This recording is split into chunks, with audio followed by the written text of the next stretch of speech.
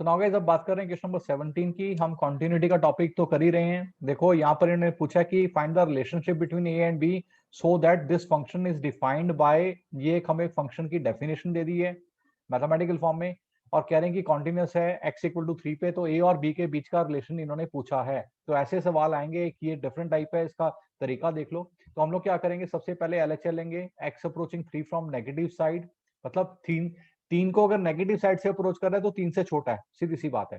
ठीक है ना। तो कौन सा फंक्शन ले, 3 से छोटे वाला फंक्शन कौन सा है यहाँ पर, ए एक्स प्लस बी है। और देखो यहाँ पर एक बड़ी अच्छी बात है कि डिनोमिनेटर तो है ही नहीं फंक्शन का, तो मैं सीधा एक्स की जगह है 3 डाल रहा हूँ, ये बन गया 3a+1, इसको 1 मार्क कर लो। और फिर आप उठा लो यहाँ से R H L, x approaching 3 from positive side, तो क्या उठाएं, बी एक्स प्लस 3। तो ये आपका क्या बनेगा, 3b+3। तो भाई ये सेकंड आ गया।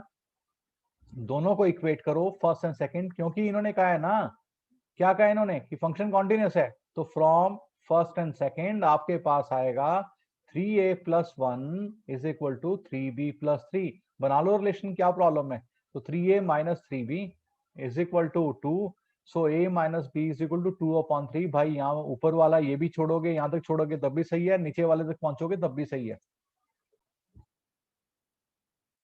Now question number 18, for what value of lambda the function this is defined, function ऐसे डिफाइन किया हुआ है, is continuous at x equal to 0, common point भी 0 है, और what about the continuity at x equal to 1। ठीक है, यहाँ दो बातें बतानी है, पर लेकिन इन्होंने कहा है पहले लैम्बडा बताओ, लैम्बडा कांस्टेंट है, ऑब्वियसली बात है, जैसे पहले a और b कांस्टेंट थे। ना इन्होंने कहा है कि फंक्शन कॉन्टिन्यूस है 0 पे, तो आप लैम्बडा की वैल्यू फाइंड आउट करो। तो पहले चलते हैं, पहले मैं देखो एट एक्स, दो पॉइंट दे रखे ना कॉन्टिन्यूटी के, एक 0 है और एक 1 है। पहले हम 0 को डिफाइन करते हैं एट x इक्वल टू 0। तो x approaching from negative side, LHL की बात कर रहे हैं, lambda x square minus 2x। भाई वैल्यू पुट कर दो यहाँ पर, लैम्बडा 0 का square minus 2 into 0, this all is coming out to be 0। और अगर मैं आरएचएल की बात करूं यहाँ पर, x approaching 0 from positive side, तो ये बनेगा 4x+1। तो यहाँ आएगा 4 into 0+1 and this gives you 1। Now LHL is not equal to RHL. भाई इन्होंने तो कहा था कि फंक्शन कॉन्टिन्यूस है, तो ये हमें बेवकूफ बना रहे थे। देखो बुरा मत मानना, मैं ऐसे शब्द यूज कर रहा हूं, ये हमें ब्लफ करने की कोशिश कर रहे थे। तो आपने बोलना है for any value of lambda F X is not continuous at x equal to 0। तो बड़ी इंपॉर्टेंट बात है यहाँ पर। अब बात करते हैं अगले सिनेरियो की, एट x इक्वल टू 1 का है। 1 देखो, जो 1 है ना साइड पे देखो यहाँ पर, 1 तो 0 से बड़ा है, तो 0 से बड़ा है तो मैं कौन सा फंक्शन उठाऊं, 4x+1। तो इसका मतलब जब मैं 0 से बड़े वाले नंबर पे जाऊंगा तो मुझे सिर्फ एक ही फंक्शन लेना है, 4x+1। The function is 4x+1, और 4x+1 इज अ पॉलिनोमियल, और पॉलिनोमियल जो न्यूमरेटर का है ना इज ऑलवेज कॉन्टिन्यूस। तो यहाँ पर हमें एलएचएल आरएचएल करने की जरूरत नहीं है। देखो एक ट्रिक है ये, आप बोल सकते हो सीधा कि भाई ये तो हमें फंक्शन लेना है 4x+1, क्योंकि x1 के ऊपर देख रहे हैं और 1 तो 0 से बड़ा है, तो मुझे 4x+1 लेना है। तो वो तो एक पॉलिनोमियल है, और पॉलिनोमियल क्या होता है, कॉन्टिन्यूस होता है। तो इतनी छोटी सी बात में आप इनका जवाब दे सकते हो। नाउ गाइस अब बात कर रहे हैं जिंट फंक्शन। जिंट फंक्शन को हम ग्रेटेस्ट इंटीजर फंक्शन भी कहते हैं। इसको कैसे डिनोट करते हैं, इसको ऐसे डिनोट करते हैं हम, ये ध्यान से देखना।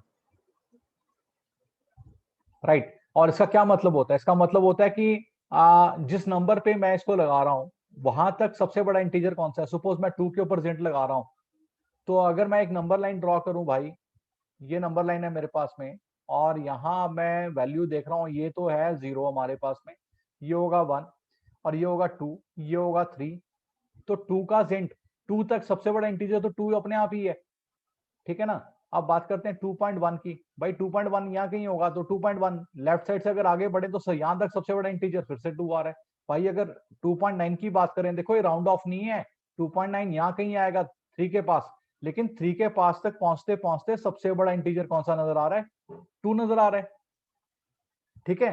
अब अगर थोड़ा सा और आगे चलते हैं, अगर मैं -1.1 का जिंट देखता हूं तो मेरा -1 यहाँ पर है बेटा, -2 यहाँ होगा, -1.1 यहाँ होगा, तो -1.1 तक सबसे बड़ा इंटीजर -2 आ रहा है। तो ये थोड़ी सी एक ट्रिक याद रखनी है आपने। ये तो होगी जिंट फंक्शन की बात। नाउ अब अगर यहाँ बात करें कि भाई जिंट फंक्शन की क्या खूबी है, तो आपने ये नोट करना है, ग्रेटेस्ट इंटीजर फंक्शन है जिंट function is not continuous on integers. तो ये एक छोटा सा फैलेसी है, इसको हम प्रूव कर लेते हैं। फैलेसी का मतलब छोटा सा एक प्रूफ है, इसको हम चेक कर लेते हैं कैसे। तो देखो जिंट क्या होता है हमने देख लिया, और जिंट इंटीजर पे नहीं कॉन्टिन्यूस होता है, ये हमें देखना है, ठीक है ना। तो let us start with this. अब हम देखेंगे कि ये जिंट फंक्शन इंटीजर पे कॉन्टिन्यूस क्यों नहीं होता, ठीक है। तो let x equal to a and a is an integer, ठीक है। तो मैं इसका LHL लेता हूं, मतलब, और ये फंक्शन जो है मेरा, देखो फंक्शन हम मान रहे हैं ये जिंट ऑफ x। तो x approaching a from negative side, x approaching a from negative side, और यहां पर है जिंट ऑफ x। भाई एक चीज सोचो, ध्यान से सोचनी है। ये है ए नंबर, ये होगा पीछे वाला a-1, अगले वाला होगा a+1, क्योंकि मैं तो इंटीजर की बात कर रहा हूं ना। और मैं जा रहा हूं भाई ए से थोड़ा सा छोटा, LHL का मतलब तो वही हुआ। तो ए से थोड़े से छोटे पे अगर मैं सबसे बड़ा इंटीजर पकड़ूंगा, क्या आएगा बताओ मेरे को? ऑब्वियसली a-1 आएगा। तो सीधा यहां लिख दो a-1। RHL पे आता हूं, तो x approaching a from positive side, और जिंट ऑफ x की मैं बात कर रहा हूं। RHL का मतलब a से थोड़ा सा बड़ा, a से थोड़ा सा बड़ा है, तो भाई यहां तक सबसे बड़ा इंटीजर क्या आ रहा है? a आ रहा है। अब आप मुझे ये बता दो कि क्या a-1 और a कभी बराबर होंगे? अगर a इंटीजर है, सवाल ही पैदा नहीं होता। देयरफॉर अब इक्वल टू पे तो मैं जाऊंगा ही नहीं, मेरे दो वैल्यूज अगर नहीं मैच कर रहे तो मैं क्यों इक्वल टू वाले पार्ट पे जाऊं? Hence it is discontinuous on integers. Last में ये भी लिख देना, hence it is discontinuous on integers.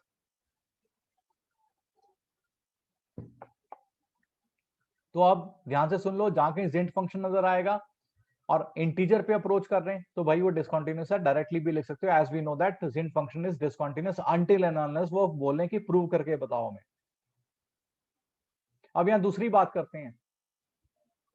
अभी तो बात थी कि हम इंटीजर की बात कर रहे हैं। सपोज एक एग्जांपल लेते हैं कि भाई मेरे पास एक फंक्शन है f(x) इक्वल टू जिंट ऑफ x, और मैं नंबर ले रहा हूं कि भाई 2.35 पे बताओ कि ये कॉन्टिन्यूस होगा या नहीं होगा। तो मैं क्या करूंगा? LHL x approaching 2.35। अब 2.35 से थोड़ा सा छोटा मतलब 2.34 होगा। तो ऐसे नंबर का जब मैं जिंट लूंगा ना,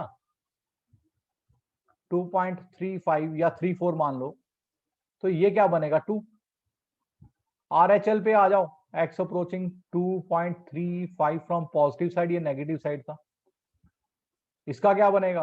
2.35 का जिंट 2।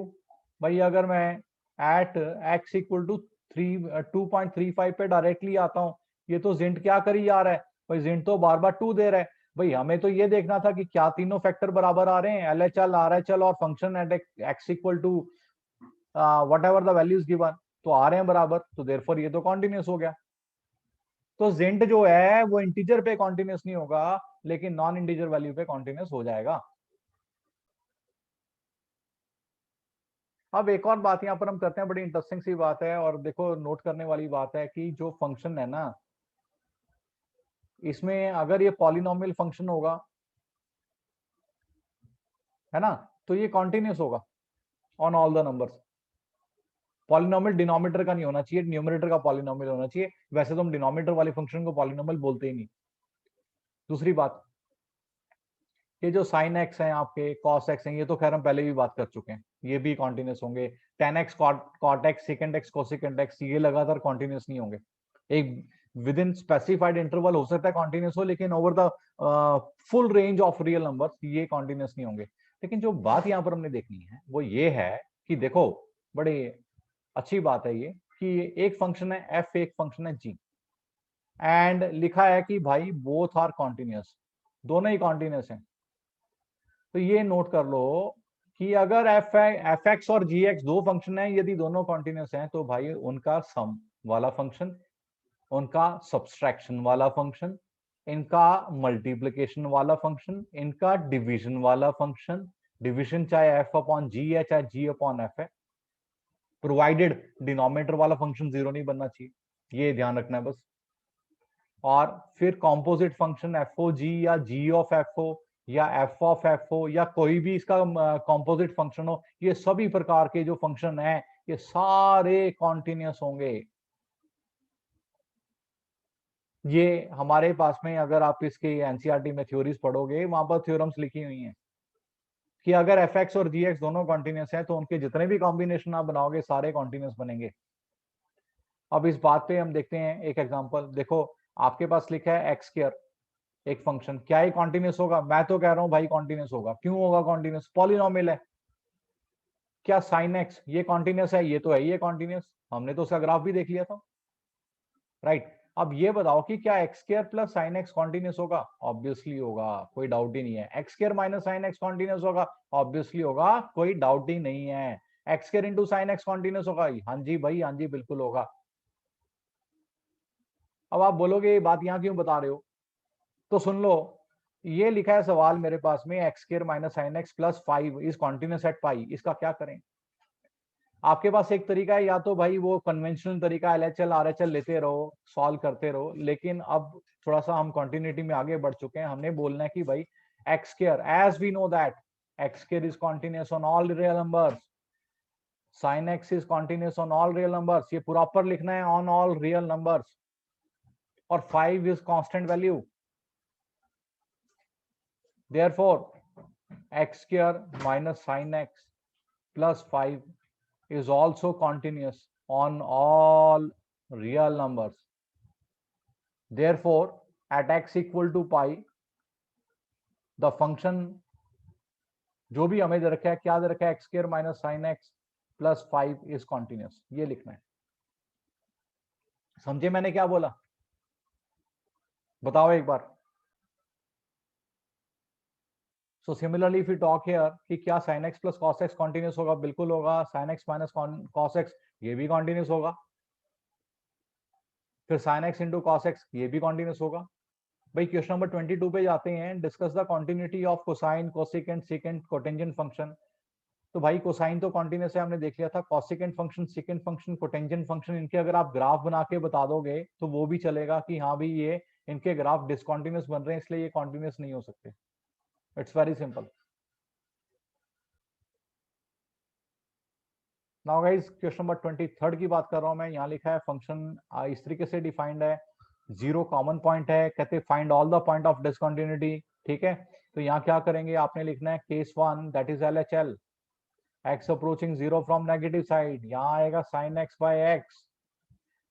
आपको याद होगा limit sine x upon x और एक्स जीरो को अप्रोच कर रहा है, चाहे एलएचएल है चाहे आरएचएल है, ये वन होता है, आइडेंटिटी है हमारी। RHL x approaching zero from positive side, भाई क्या फंक्शन है, एक्स प्लस वन है, सीधा वैल्यू डाल दो, जीरो प्लस वन ये तो वन हो गया। एंड लास्ट में at X equal to zero, zero नहीं था वन था, क्या बनेगा फंक्शन? तो ये तो साक्षात एक्स प्लस वन लिखा हुआ है।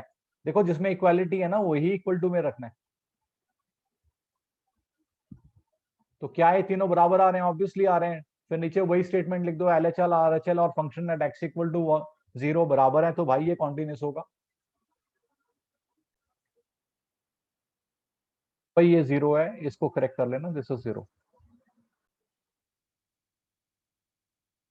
नाउ 25 को हम देख लेते हैं। यहाँ लिखा है F X equal to sine X minus cos X जब एक्स की वैल्यू जीरो के बराबर नहीं है, और माइनस वन जब एक्स की वैल्यू जीरो के बराबर है, right. Now we have to check the values. तो पहले एलएचएल एक बार चेक कर लेते हैं। Let us go as per the format zero from negative side.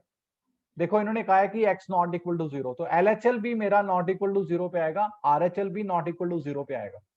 मैं यहाँ रखूंगा sign X minus cos x, भाई पुट द वैल्यू, क्योंकि डिनोमिनेटर वाला सीन ही नहीं है यहाँ पर, है ना। तो ये आएगा आपके पास zero minus one that is minus one. और अब आरएचएल पे आ जाओ, आरएचएल भी मुझे यही लग रहा है, zero from positive side sign X minus cos x, यहाँ आएगा sine zero minus cos zero, भाई ये भी आपका 0 -1 मतलब -1 बन रहा है, और एट x इक्वल टू 0 तो आपका फंक्शन -1 है, तो मतलब ये कॉन्टिन्यूस होगा। नाउ गाइस 31 से 34 तक इन्होंने कहा है कि show that this function f(x) equal to cos of x square is continuous. अब इसको कैसे करें? अभी हमने देखा था कि अगर एक फंक्शन हमारे पास में पहला फंक्शन है, एक दूसरा फंक्शन है, यदि दोनों कॉन्टिन्यूस हैं तो उनका हर प्रकार का कॉम्बिनेशन कॉन्टिन्यूस होगा, और उसमें एक टाइप है कॉम्पोजिट फंक्शन, तो उसी का हम यहाँ इस्तेमाल करने वाले हैं। तो मैं दो फंक्शन ले रहा हूँ, एक ले रहा हूँ f(x) तो दे रखा है, चलो f(x) नहीं लेते, g(x) ले लेते हैं यहाँ पर फंक्शन। एक फंक्शन है g(x) जो कि है हमारे पास में cos x, और एक फंक्शन है h(x) जो कि है x स्क्वायर। भाई cos x कॉन्टिन्यूस है पता है हमें, x स्क्वायर कॉन्टिन्यूस है पता है हमें, तो फिर g ऑफ h ये भी कॉन्टिन्यूस होगा। g ऑफ h कैसे करेंगे? g ऑफ hx, ये मतलब होता है, मतलब g क्या आपके पास में cos x है, x की जगह देखो मैंने hx रखा है, तो रख दो भाई hx यहाँ पर, कोई प्रॉब्लम नहीं है। और hx क्या है? hx तो x स्क्वायर है, तो ये भी कॉन्टिन्यूस होगा। नाउ देखो ये किस तरीके से मैंने इसको वेरीफाई किया। इससे पहले हम प्लस और माइनस या मल्टीप्लीकेशन देख रहे थे, इस वाले केस में हमने कॉम्पोजिट देखा है। ऐसे ही आपने 32 में दो फंक्शन लेने हैं, एक फंक्शन आप ले लो g(x), ये रख लो आप sin x, एक फंक्शन ले लो hx, क्योंकि एक फंक्शन आपका मॉड भी तो है ना, देखो अच्छा यहाँ sin x नहीं है बेटा cos x है, एक फंक्शन आप cos x ले लो, एक ले लो मॉड x का। ऐसे ही आप यहाँ ले लो 33 में एक फंक्शन रखो आप sin x का, एक रखो मॉड x का,